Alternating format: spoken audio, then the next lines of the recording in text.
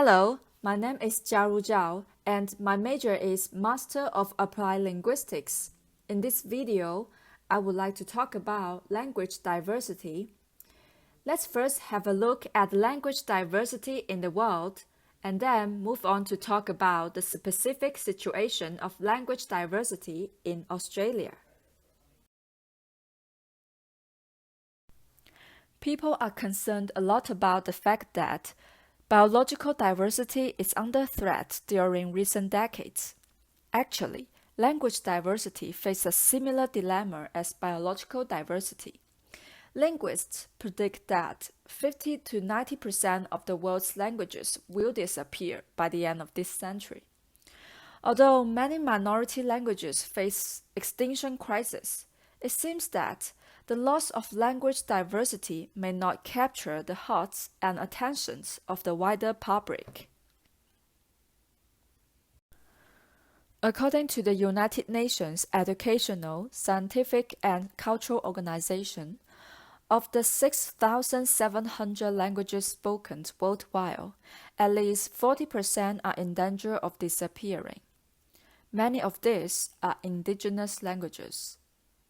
There are grim predictions that, if recent trends of language loss remain unchecked, there may be no speakers of traditional indigenous languages left by the end of 2050. Okay, so let's focus on Australia. Well, this is a map of Australian languages. The Organization of First Languages Australia has collaborated with regional language centers to develop this map. Each spot in the picture represents for one kind of language. So we can see from the picture that Australia has incredible linguistic diversity. Actually, at the time of colonization in the late 18th century, Australia was home to 700 to 800 language varieties.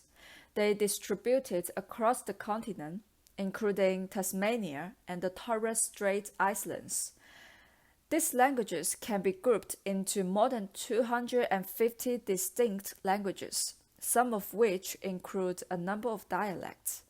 So it indicates the enormous linguistic diversity in indigenous Australia. Unfortunately, the hundreds of years since colonization have taken a devastating toll on the traditional indigenous languages of Australia. Of the 250 or more distinct languages spoken in 1788, only 15 to 18 of them are now being learned by children as their first language. Another 100 or so have only small numbers of elderly speakers remaining, and most have no fluent speakers left at all.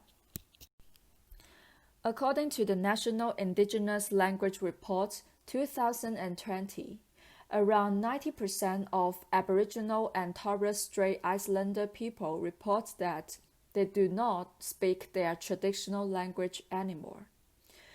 Well, all of the findings of this report demonstrate that all of these traditional Aboriginal and Torres Strait Islander languages are currently under threat, including those that are considered strong previously. Well, actually, when the Australian Institution of Aboriginal and Torres Strait Islander Studies, namely AIATSIS, last conducted a survey of indigenous languages in Australia in 2014, it found that 13 traditional languages could be considered relatively strong, while in the 5 years since that study, this number has dropped to 12, which demonstrates the continued threat to languages in Australia. Figure 1.2 provides a picture of the traditional languages still spoken with a recorded number of speakers over 1,000. So we can clearly see that Australian indigenous languages are at risk. Well, finally, according to Romay and Netto, Australia has been identified as the country that has experienced the greatest and most rapid loss of languages over the last century in the world. So, the revitalization and maintenance of indigenous languages is extremely important. Well, this is the current language diversity situation in Australia, and thank you for your watching.